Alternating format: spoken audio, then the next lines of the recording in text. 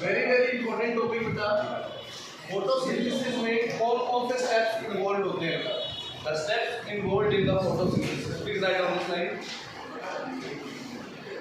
The steps involve in the photosynthesis बेटा। इसमें basically 3 steps होते हैं। पहला है बेटा एब्जॉर्प्शन ऑफ, किसकी एब्जॉर्प्शन होती है बेटा बताइए? सनलाइट।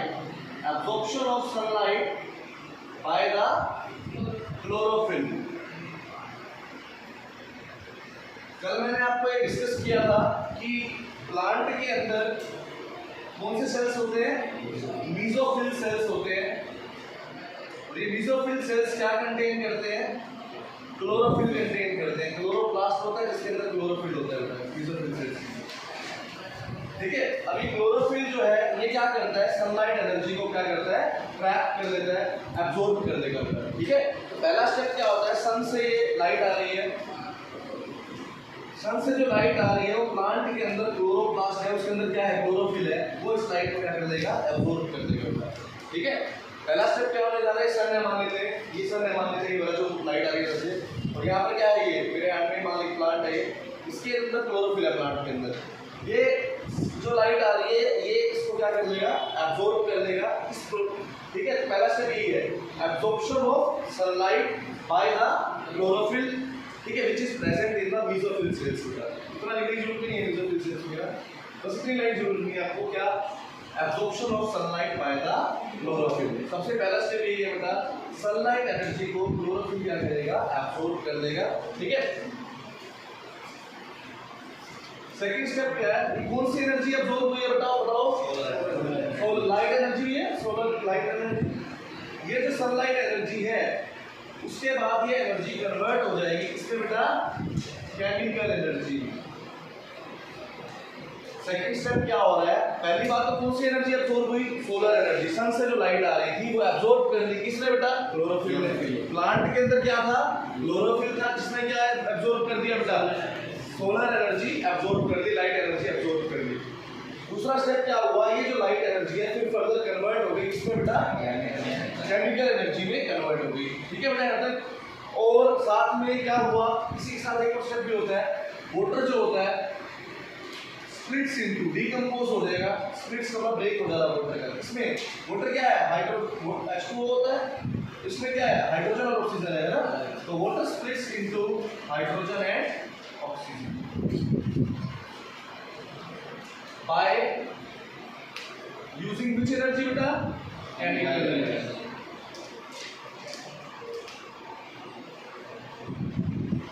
तो देखो मेरे बच्चों, सबसे पहले क्या होता है? प्लांट के अंदर क्लोरोफिल है जिसने क्या किया? सनलाइट एनर्जी को एब्जॉर्ब कर लिया क्लोरोफिल ने। ठीक है, दूसरा स्टेप क्या हुआ? ये जो लाइट एनर्जी है किसमें कन्वर्ट हो गई बेटा? किसमें कन्वर्ट हो गई? केमिकल एनर्जी में कन्वर्ट हो गई। लाइट एनर्जी कन्वर्ट हो गई किसमें बेटा? केमिकल एनर्जी में कन्वर्ट हो गई। थर्ड स्टेप क्या है?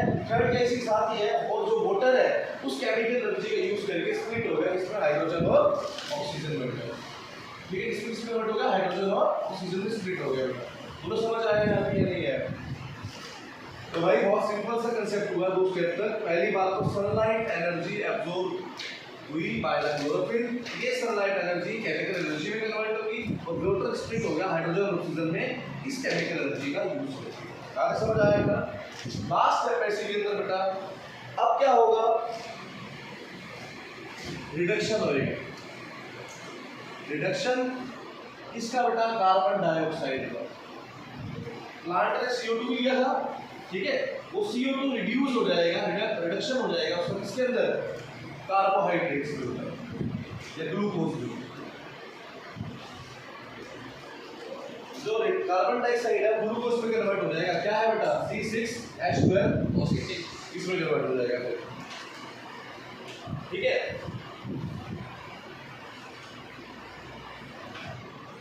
इसका यूज करके by utilising the chemical energy, से एनर्जी का यूज करके ये चीज हो जाएगी। मैं आपको फिर से बता रहा हूँ सारे स्टेप्स, फिर उसको लिख लेना चाहिए लिखना चाहो तो। पहला स्टेप क्या बताओ भाई? Absorption of sunlight bye chlorophyll. Sunlight energy absorb कौन करेगा? क्लोरोफिल करेगा बेटा। समझ क्या लिखेंगे बेटा? एब्जॉर्प्शन ऑफ, मैं दोबारा से लिख रहा हूँ सारे points, absorption of sunlight energy by the chlorophyll. Sunlight energy जो है बेटा क्लोरोफिल को एब्जॉर्ब करेगा, पहला पॉइंट। दूसरा लाइट एनर्जी जो है किसमें कन्वर्ट हो जाएगी बेटा? केमिकल एनर्जी में कन्वर्ट हो जाएगी। तो साथ में वाटर जो है स्प्लिट हो जाएगा हाइड्रोजन एंड ऑक्सीजन में। वाटर और ऑक्सीजन में वाटर जो है स्प्लिट हो जाएगा, ठीक है। थर्ड स्टेप है, अब जो कार्बन डाइऑक्साइड है वो रिड्यूस हो जाएगा, किसमें कन्वर्ट हो जाएगा? इस प्रोसेस को रिडक्शन प्रोसेस बोलते हैं, बिकॉज इसमें हाइड्रोजन ऐड हो जाती है। लेकिन इसमें कोई हाइड्रोजन है CO2 के अंदर नहीं है ना, लेकिन इसमें ग्लूकोज में हाइड्रोजन है, हाइड्रोजन ऐड हो गई इसके अंदर। तो इस प्रोसेस को हम लोग रिडक्शन बोलते हैं। तो कार्बन डाइऑक्साइड रिड्यूस हो जाएगा, किसमें बेटा? ग्लूकोज में रिड्यूस हो जाएगा। तो 3 स्टेप में होता है प्रोसेस बेटा। फिर से समझा देता हूँ 1 मिनट के अंदर अंदर। सबसे पहले कौन सी एनर्जी आ रही है लाइट से, सन से? Solar energy. सोलर एनर्जी को कौन एब्जॉर्ब करेगा? क्लोरोफिल। क्लोरोफिल ने एब्जॉर्ब कर दिया, अब क्या होएगा? लाइट एनर्जी किसमें कन्वर्ट हो जाएगी? केमिकल एनर्जी में। फिर वाटर स्प्लिट हो जाएगा किसमें? हाइड्रोजन आ गई हमारे पास। अब ये कार्बन डाइऑक्साइड हाइड्रोजन से ऐड हो जाएगा, रिडक्शन बोलते हैं इस प्रोसेस को बेटा। देखो कार्बन डाइऑक्साइड में हाइड्रोजन ऐड हो जाती है, ठीक है, और इस प्रोसेस को रिडक्शन बोलते हैं। और किसमें कन्वर्ट हो जाएगा? ग्लूकोज में, कार्बोहाइड्रेट में बेटा। ग्लूकोज से कार्बोहाइड्रेट में, इस प्रोसेस को बोलते हैं रिडक्शन। तो 3 स्टेप्स हैं, एब्जॉर्प्शन, दूसरा कन्वर्जन एंड डीकंपोजिशन, और तीसरा बेटा क्या? रिडक्शन। ये स्टेप्स है 3, अगर याद रखो तो होगा। Absorption, conversion and decomposition. Water decompose हो गया ना हाइड्रोजन और ऑक्सीजन। तीसरा क्या है? रिडक्शन। याद रखोगे। ए से है बेटा एब्जॉर्प्शन, C एंड D का मतलब कन्वर्जन। पहले तो कन्वर्जन होगी लाइट की एनर्जी, और डीकंपोजिशन। तीसरा क्या है मेरे बच्चों? रिडक्शन। क्या है? रिडक्शन। ये है बेटा, क्लियर है नहीं बेटा? अच्छे से समझ आया बेटा? ठीक है, लेवल नोट कर लो बेटा अपनी लैंग्वेज सिस्टम में। जल्दी से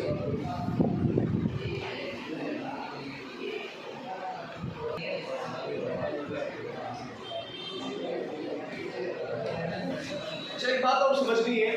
अब एक क्वेश्चन तो ये आता है कि what are the various events that takes place in the process of photosynthesis. समझ आ गया? ये स्टेप्स होते हैं फोटोसिंथेसिस में, मतलब क्लियर हो गया। दूसरा ये आता है बेटा काफी बड़ा क्वेश्चन कि क्या ये जरूरी है कि सारे स्टेप सीक्वेंस में ही हो? नहीं। क्यों? बताओ भाई, क्या ये जरूरी है सारे स्टेप सीक्वेंस में हो? नहीं, जरूरी नहीं। ठीक है? No, it is not necessary beta कि these steps will take place in sequence. Please write out slide. It is not necessary that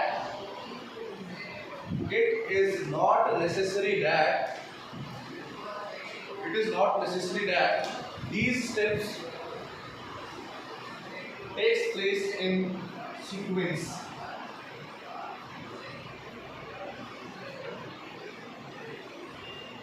ये कोई जरूरी नहीं है कि स्टेप्स क्या हो बेटा? सीक्वेंस में हो।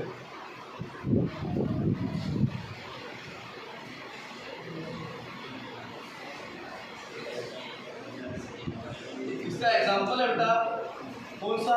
डेजर्ट प्लांट्स बेटा, डेजर्ट प्लांट्स। डेजर्ट क्या है किसी पास? इसका एग्जांपल है डेजर्ट प्लांट।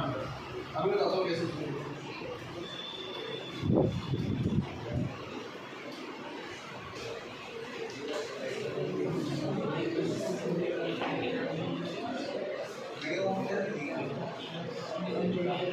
डेजर्ट प्लांट में लिखिए, desert plant takes carbon dioxide at night.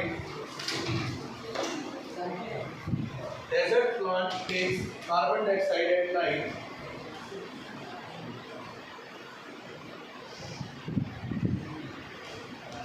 ठीक है, and prepare an intermediate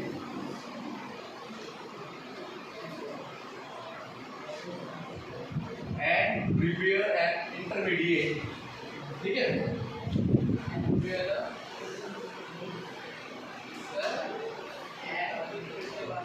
prepare an intermediate. अब मैं बताता हूँ क्या होता है। These take CO2 desert plant takes CO2 at night and prepare intermediate. हाँ, जो डेजर्ट प्लांट होते हैं ना, जो डेजर्ट में जो प्लांट्स होते हैं वो जो है नाइट में कार्बन डाइऑक्साइड दे देते हैं और एक बीच का एक प्रोडक्ट बना के दे देते हैं, आधा अधूरा सादा अधूरा। ठीक है, मतलब उसने क्या किया, CO2 लेके रात में कुछ थोड़ा बहुत प्रोडक्ट बना देते हैं, कंप्लीट प्रोडक्ट नहीं बनाया अभी बीच में, मतलब आधा अधूरा इंटरमीडिएट मतलब बीच का एक प्रोडक्ट बना के दिया। और जैसे डे टाइम में उसको एनर्जी मिलेगी, क्लोरोफिल उसको एनर्जी देगा, सनलाइट आ जाएगी ना डे टाइम में, तो उसको किसमें कन्वर्ट हो जाएगा, फिर वो फाइनल प्रोडक्ट में कन्वर्ट हो जाएगा। उसमें सीक्वेंस नहीं हुई ना, बीच में पहले प्रोडक्ट वो बन गया, बाद में मिलेगी जब लाइट मिली तो फाइनल प्रोडक्ट बन गया। ठीक है, तो क्या लिखेंगे, desert plants take CO2 at night and forms an intermediate which is acted upon by the energy taken by absorbed by the chlorophyll and converted into the final product। लिखो बेटा, मैं लिखवा देता हूँ। Desert plants takes carbon dioxide at night, लिख लिया यहाँ तक, and forms intermediate which is then acted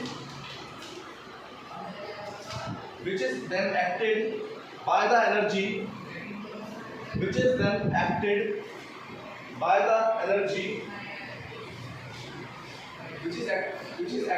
the energy ठीक है, absorbed by the chlorophyll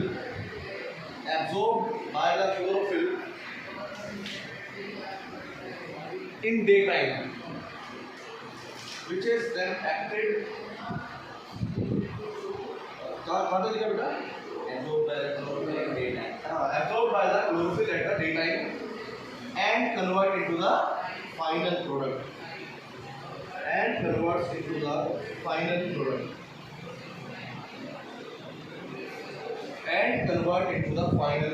ये बहुत ही पेट क्वेश्चन रहा है सीबीएसई का, हर साल आता है ये ना, हर साल वाला एक दो साल में छोड़कर लगभग आता ही रहता है, काफी बार आता है, 4-5 साल में 3 बार तो मिलेगा ही मिलेगा, ऐसा कुछ नहीं है।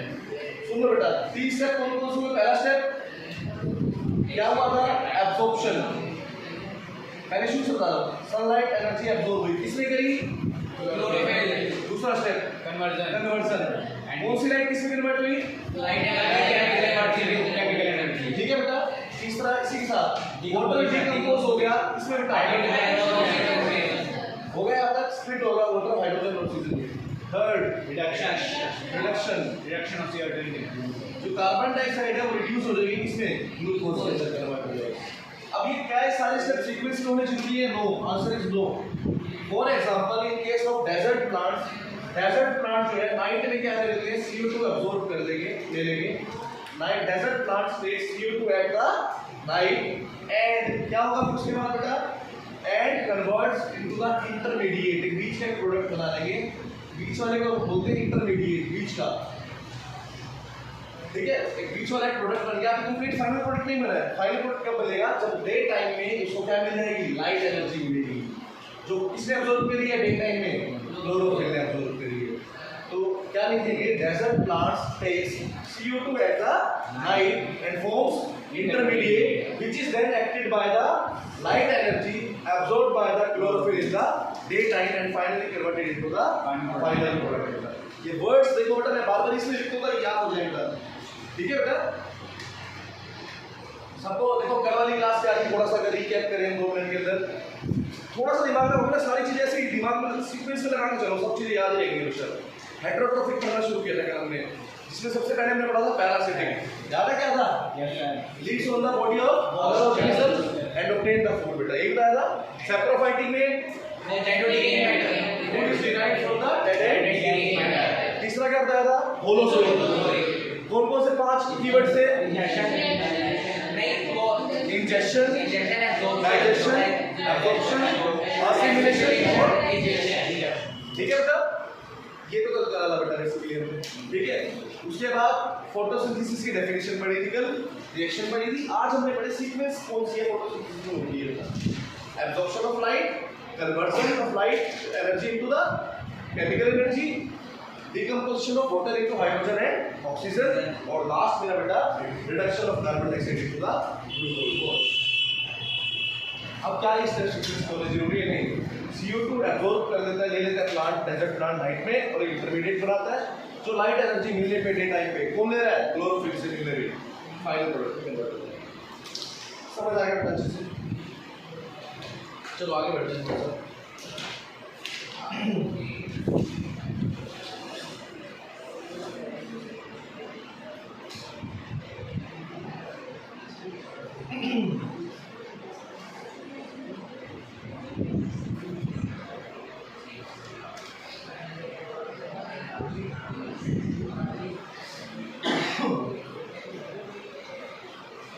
सबसे पहले अब ये जो मैं बता रहा हूँ ना, ये आपको थोड़ा सा हाई लेवल क्या है, कॉम्पिटिशन्स में हेल्प करेगा जब आपको ये आपने पेपर देना होगा अपने भी, और आपके एनसीईआरटी में नहीं पूछे जाएगा ये, ठीक है?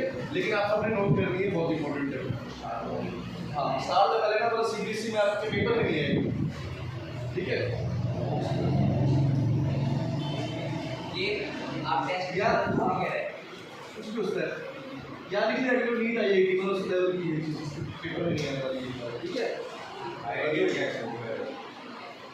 हाँ, मतलब हाई लेवल ये कहने का मतलब इतना सा है यार, ठीक है? स्लैश लिखा हुआ या इसमें या इसमें, समझ गया ना? हाँ, हमारे से बहस करेगा। चलो हेडिंग, तो अब हमारी जो रिएक्शन है दो फेज में होती है बेटा, लाइट फेज और डार्क फेज। सबसे पहले हेडिंग नंबर लाइट फेज का, अभी पेपर में नहीं आएगी। अच्छा, लाइट फेज कौन से रीजन में होती है बता, फिर बताया तो कहाँ पर होती है लाइट फेज? होती कहाँ पर है? वाह, और एनिमल्स में है फोटोसिंथेसिस। कहाँ थे आपके चरण? लीव्स है, काटने का दिल भी होता है। हाँ, लीव्स है ये। देखो, it takes place in the grana region of the chloroplast. यार ग्रेनम बता था इसके अंदर बेटा, grana, granum. It takes place at the granum region of the chloroplast. कहाँ पर होता है बेटा? ग्रेनम में होता है। क्लोरोप्लास्ट के अंदर रीजन होता है ग्रेनम।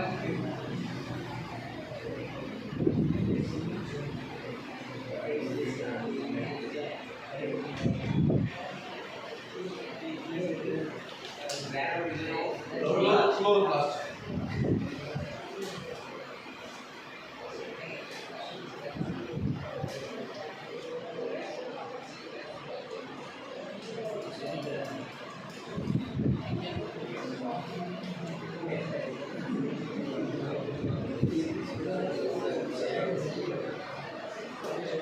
देखो, अगर आपको थोड़ा सा लाइट का याद हो, क्लोरोप्लास्ट किस टाइप से होता था बेटा?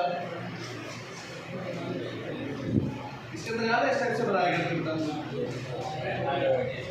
क्या बोलते थे इनको? एक को बोलते हैं थाइलाकोइड, उसके स्टैक को बोलते हैं ग्रेनम बेटा, ग्रेना या ग्रेनम, ठीक है बेटा? मतलब ये ग्रेनम नहीं होना पार्ट, समझ रहा है बेटा? सुनो मेरी बात, जो लाइट रिएक्शन होती है वो ग्रेनम वाले पार्ट में होती है, ठीक है? ग्रेनम ये पार्ट है, एक थाइलाकोइड होता है, उससे मिलके क्या होता है? ग्रेनम बनता है। तो light phase takes place in the granum region of the chloroplast. Chloroplast के अंदर जो ये वाला रीजन है ना, यहाँ पर ये लाइट रिएक्शन होती है, याद समझ आया बेटा? ठीक है, बिकॉज यहाँ पर एक क्लोरोफिल प्रेजेंट होता है बेटा, लिख लो, chlorophyll is present in the granum part.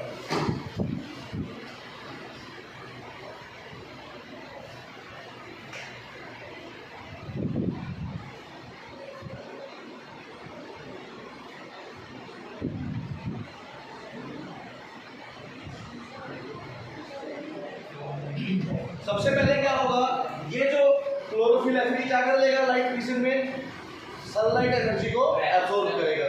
देखो, पहला पॉइंट होगा कि कहाँ पर होती है? ग्रेनम रीजन में होती है, बिकॉज ये क्या कंटेन करता है? क्लोरोफिल कंटेन करता है। दूसरा पॉइंट, इट एब्जॉर्ब क्या बेटा? लाइट एनर्जी,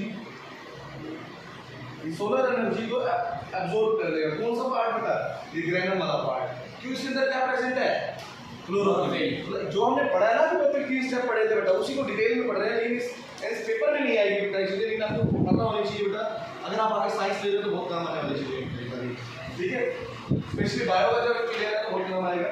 क्या बेटा, ग्रैनम पार्ट में होता है, ये क्लोरोफिल के ट्रेन करता है, ये क्या करेगा, लाइट एनर्जी को एब्जॉर्ब करेगा। कहीं के स्कूल में पेपर में भी दे देते हैं बेटा ऐसे सॉल्यूशंस, ठीक है। तो आपको तो याद रहना चाहिए किसी भी स्कूल में आप लोग क्या होता है।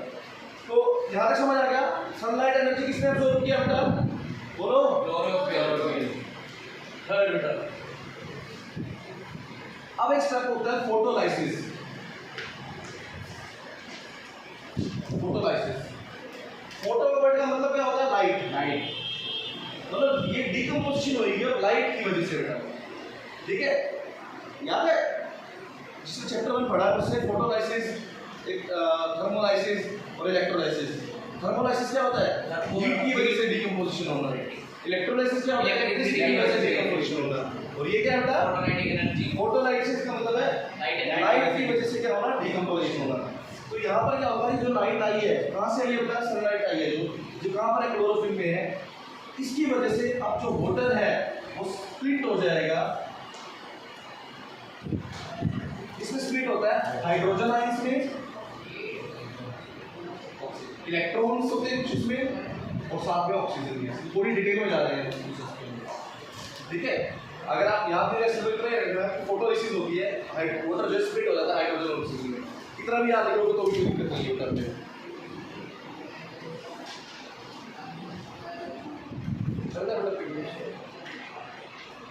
चलो हो गया बेटा, पहला स्टेप। दूसरा स्टेप बेटा कहाँ पर होती है,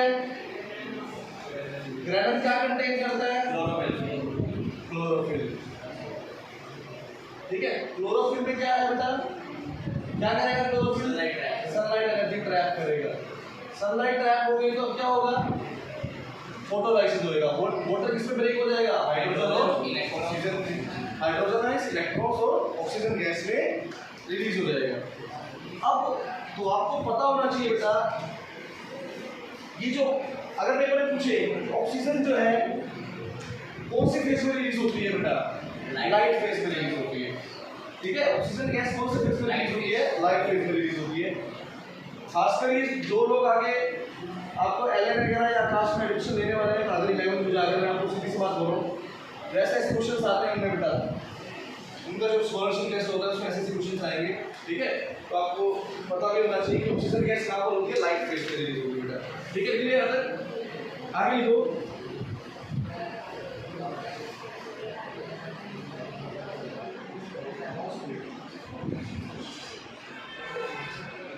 इलेक्ट्रॉन कैसे अलग हो जाते हैं, एक मिनट आगे लिखो।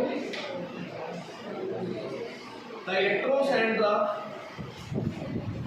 fourth step,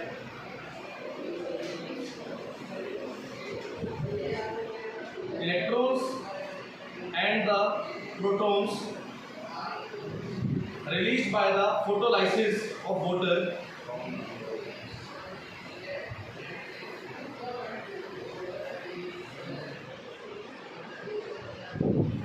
electrons and the protons released by the electrolysis photolysis of water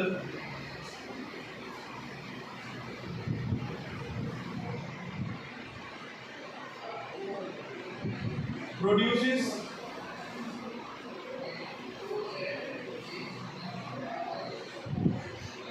NADPH and ATP. capital था, NADPH and ATP. ATP चुना होगा ये क्या होता है, NADPH। हाँ भाई, NADPH को राधा कोई नहीं कराया स्कूल में, आता ही नहीं। चलो रन करते हैं, फिर बता दो तुमको भाई। देखो आपको लग रहा होगा डिफिकल्ट टॉपिक है, ठीक है, लेकिन अभी रन हो जाएगा। सभी लोग 5 मिनट दो बस मुझे। देखो बच्चों, सबका ध्यान नहीं होगा बोर्ड पे। हाँ, पहला सबसे पहले तो लाइट फेज जो होती है, लाइट फेज के अंदर लाइट की रिक्वायरमेंट होती है। लाइट फेज नाम ही लिखा हुआ है ना, लाइट की रिक्वायरमेंट होती है इसके अंदर, और सनलाइट की प्रेजेंस में होती है। यहाँ पर जो ये जो रिएक्शन होती है लाइट की प्रेजेंस में होती है। कहाँ पर होती है, ग्रैनम में। कहाँ पर होती है, ग्रैनम में। ग्रैनम क्या कंटेन करता है? क्लोरोफिल। अरे क्लोरोप्लास्ट के अंदर ग्रैनम होता है जो क्लोरोफिल कंटेन करता है। ये क्लोरोप्लास्ट है, ये क्या है? ग्रैनम है जो क्या कंटेन कर रहा है? क्लोरोफिल कंटेन कर रहा है। ठीक है, पहला स्टेप लाइट की प्रेजेंस में होती है, क्या होता है? ग्रैनम में होती है जो क्या कंटेन करता है? क्लोरोफिल। अब ये सबसे पहले तो ये क्या करता है? क्लोरोफिल लाइट एनर्जी को ट्रैप करता है। अब ये लाइट एनर्जी किसमें यूज होती है? फोटोलिसिस करने में। फोटोलिसिस क्या होता है? वाटर को ब्रेक करने में। वाटर किसमें ब्रेक हो जाता है?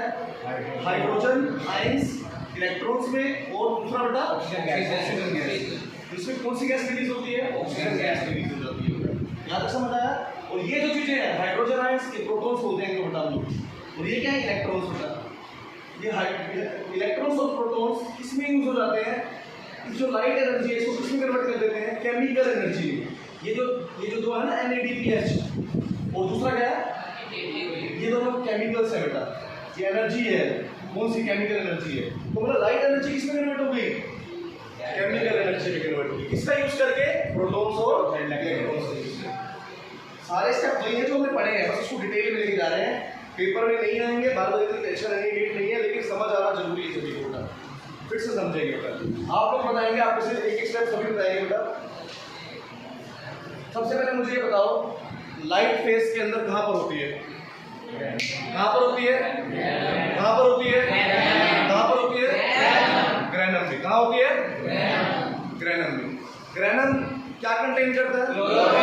क्या कंटेन करता है? कहां पर होती है लाइट फेज? क्या कंटेन करता है? क्या कंटेन करता है? ठीक है, ग्रैनम कंटेन करता है क्लोरोफिल। यहाँ तक याद हो गया। अब क्लोरोफिल करता क्या है? लाइट एब्जॉर्ब कर देता है। ठीक है, लाइट एनर्जी एब्जॉर्ब कर दी भाई। कहां पर होती है लाइट फेज? ग्रैनम क्या कंटेन करता है? क्लोरोफिल क्या करता है? यहाँ तक समझ आ गया। अब लाइट एनर्जी का यूज करके वाटर स्प्लिट हो जाता है हाइड्रोजन आयंस में, इलेक्ट्रॉन्स में और ऑक्सीजन गैस में। इस प्रोसेस को बोलते हैं फोटोलाइसिस। लास्ट में मैं आपको ये बोलूंगा, जिससे ना होना वो छोड़ देना इस टॉपिक को, लेकिन वैसे कोई होना नहीं चाहिए आप में से, क्योंकि मैं इतनी बारी आपको लाइन में बोल रहा हूँ कि आपको याद हो जाना चाहिए सभी को। ठीक है, लाइट फेज कहाँ होती है? लाइट फेज कहाँ होती है? ग्रैनम क्या कंटेन करता है? क्या कंटेन करता है? क्लोरोफिल क्या करता है? क्या करता है? सनलाइट एब्जॉर्ब कर देता है। ठीक है, अब लाइट एब्जॉर्ब हो गई, अब फोटोलिसिस। लाइट एनर्जी का यूज करके वाटर स्प्लिट हो जाता है हाइड्रोजन आयंस, तो इसमें कौन सी गैस निकलती है? Oxygen gas. ये 5 लाइनें याद होगी सबको। छठी लाइन। अब लाइट एनर्जी, ये जो लाइट एनर्जी है ना, ये हाइड्रोजन आयंस और इलेक्ट्रॉन्स जो है, ये क्या करेंगे? लाइट एनर्जी को किसमें कन्वर्ट कर देंगे? ये प्रोड्यूस करेंगे क्या? NADPH और ATP प्रोड्यूस करेंगे बेटा। सीधा ही बोल दो कि by the use of hydrogen ions, मतलब प्रोटॉन्स और इलेक्ट्रॉन्स, क्या प्रोड्यूस हो जाएगा? NADPH और ATP, मतलब एनर्जी, केमिकल एनर्जी प्रोड्यूस हो जाएगी बेटा। अगर याद आ रहा है ना, एक वर्ड याद करो, केमिकल एनर्जी। ये दो केमिकल्स है, ATP सुना होगा सबने, एक नया केमिकल आपके लिए NADPH। इसकी फुल फॉर्म पता है वैसे किसी को? लिख लो, वैसे जो लिखना चाहे, सभी के लिए जरूरी नहीं है। NADPH, N से होता है निकोटिन, निकोटिन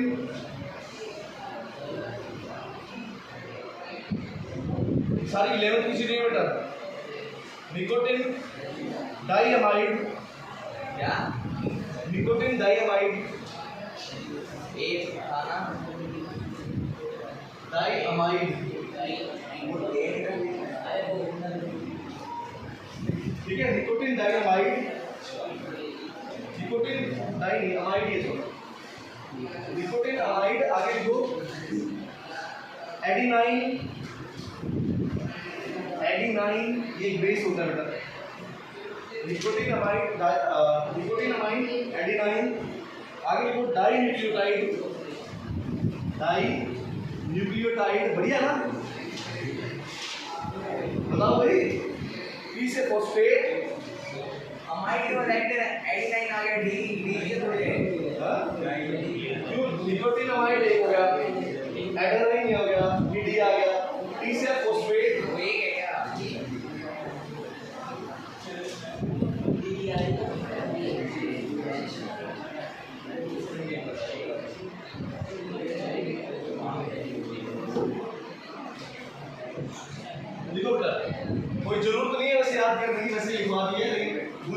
परेशान होते रहोगे ऐसे। तो यहाँ होगा बहुत अच्छी बात है। फॉस्फेट का अरे लिखवा दूंगा तेरे को, लिखवा दूंगा क्लास के बाद में, ठीक है। यहाँ तक समझ आया नहीं है दोबारा एक बार करके फिर आगे बढ़ते हैं स्टार्टिंग से आज की क्लास में। सबसे पहले हाँ भाई लास्ट से पहला स्टेप बता। Very good. दूसरा देखना नहीं है नोटबुक में, ईमानदारी से अपना ट्राई करना है। हाँ तीसरा स्टेप, चौथा स्टेप बेटा। हाँ next reduction of carbon dioxide into glucose. ठीक है बेटा। लाइट फेज कहाँ होती है? ग्रेनाइट कहाँ पे? ग्रेनम कहाँ होती है बेटा? ग्रेनाइट में ग्रेनम क्या कंटेन करता है बेटा? अगला स्टेप बेटा, क्लोरोफिल क्या करेगा? लाइट एनर्जी एब्जॉर्ब करेगा। फिर क्या होगा बेटा?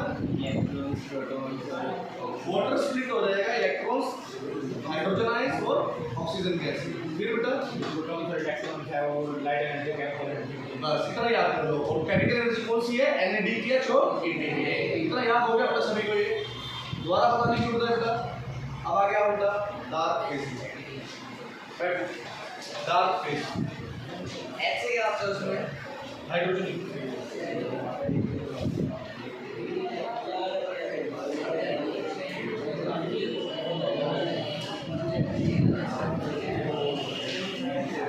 जी बेटा लिखो।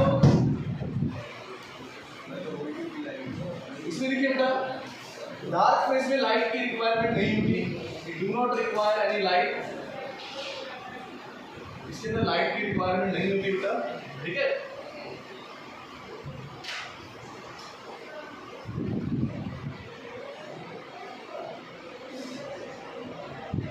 कहां पर होती है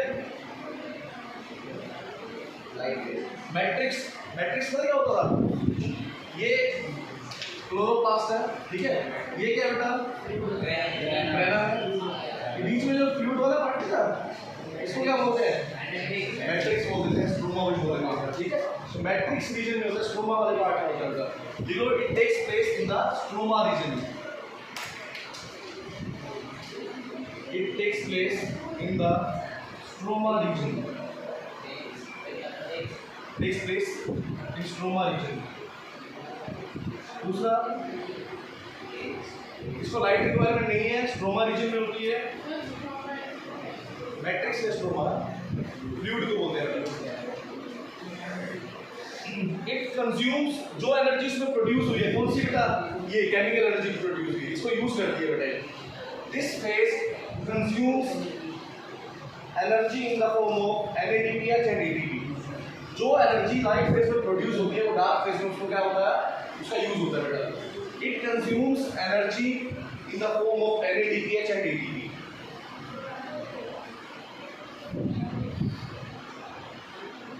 It consumes energy in the form of NADPH and ATP। और लास्ट बेटा बट नॉट द लीस्ट, क्या? जो कार्बन डाइऑक्साइड है इस एनर्जी का यूज करके किसमें कन्वर्ट हो जाता है? ग्लूकोज में कन्वर्ट हो जाता है। देख लो लास्ट पॉइंट, कार्बन डाइऑक्साइड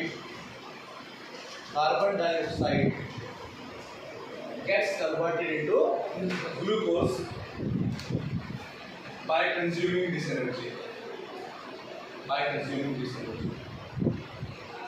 और ये गारंटीड दे दो मैं, आपके स्कूल में किसी भी बच्चे से पूछ लेना, एक या दो बच्चे स्कूल में बोल रहा हूँ, उसके ऊपर किसी को नहीं आता होगा, चेक कर देना चाहिए आपको। नहीं पता होगा तेरे तो एक कभी नहीं पता होगा, जेब में भी दो चार उसके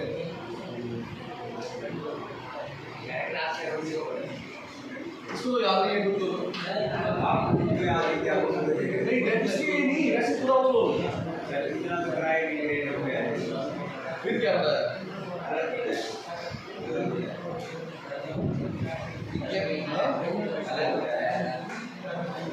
चलो एक बारी दोबारा से समझते हैं, टर्न करते हैं क्लास। लिसन, सबसे पहले लाइट फेज के अंदर लाइट की रिक्वायरमेंट होती है, कौन सी रीजन में होती है? ग्रेनम रीजन में होती है, ठीक है। ग्रेनम में क्लोरोफिल होता है जो सनलाइट को ट्रैप कर लेता है। पहला स्टेप यही था ना हमारा, क्या? Absorption of sunlight by the chlorophyll. तो यहाँ तक तो वो स्टेप हो गया हमारा बेटा, समझ आया बेटा? ठीक है, फिर अगला स्टेप बेटा, क्या था अगला स्टेप ऐसे? लाइट एनर्जी, केमिकल एनर्जी, और क्या था? वाटर। एक्चुअली होता क्या है, वाटर पहले स्प्लिट होता है और लाइट एनर्जी, केमिकल एनर्जी बाद में होती है, समझो कैसे? अब मैंने आपको बताया लाइट एनर्जी ट्रैप हो गई। अब मैंने अगला स्टेप क्या लिखा था डार्क लाइट एक्शन में? फोटोलिसिस होगी। ये बताया था ना, फोटोलिसिस का मतलब क्या है? वाटर जो है इसमें स्प्लिट हो जाएगा लाइट एनर्जी यूज करके, हाइड्रोजन आयंस, इलेक्ट्रॉन्स और ऑक्सीजन गैस में होता है, ये बताया था। अब उसके बाद क्या होगा बेटा? ऑक्सीजन निकल गई है एटमॉस्फेयर में। अब ये हाइड्रोजन आयंस और इलेक्ट्रॉन्स का यूज करके लाइट एनर्जी किसमें कन्वर्ट हो गई? तो ये दो चीजें हो गई, एक तो वाटर स्प्लिट हो गया, हाइड्रोजन और ऑक्सीजन में ओवर पार्ट हो गया, और लाइट एनर्जी किसमें कन्वर्ट हो गई? Chemical energy. दो केमिकल से बोल रहे हैं, याद है? समझ आया? पहले दो स्टेप आता है लाइट फेज में, पहले दोनों स्टेप पूरे हो जाते हैं लाइट फेज के अंदर। लाइट फेज में हो गए दो स्टेप कंप्लीट, अगला तीसरा स्टेप डार्क फेज में आएंगे हम। इसमें लाइट की रिक्वायरमेंट नहीं है, कहाँ पर होता है? स्ट्रोमा रीजन्स या मैट्रिक्स में होता है। तीसरा स्टेप, इसमें सबसे पहले तो जो एनर्जी जो प्रोड्यूस हुई थी केमिकल एनर्जी, उसमें कंज्यूम हो जाएगी, बेटा यूज होगी। और क्या कंज्यूम होगी? कार्बन डाइऑक्साइड को किसमें कन्वर्ट कर देगी वो एनर्जी? ग्लूकोज में। ये स्टेप हो गया ना? सभी को ये क्या कोर्स भाई फूड है प्लांट का, एक तो फूड है ग्लूकोज जो यूज करता है। समझ आया? ये लाइट और डार्क एक्शन की फॉर्म में प्रोसेस होता है। पेपर में एनसीईआरटी में मतलब ही नहीं है, कहीं से भी नहीं पूछेगा लाइट एक्शन और डार्क एक्शन, बिल्कुल भी नहीं पूछेगा। क्या पूछेगा? What are the steps takes place in the photosynthesis, और क्या ये जरूरी है कि स्टेप सीक्वेंस में हो? नो, डेजर्ट प्लांट वाला आंसर देगा। समझ आया अच्छे से? पेपर में इतना सा क्वेश्चन आएगा, लेकिन हमारी नॉलेज के लिए ये सब चीज़ें बतानी जरूरी थी हमें, ताकि हमें पता लगे कि थोड़ा डीपली कैसी चीज़ें हुई है। समझ आया बेटा? एक बारी मुझे लास्ट टाइम कोई भी एक्सप्लेन कर दो पूरा बेटा, तीनों में से आप।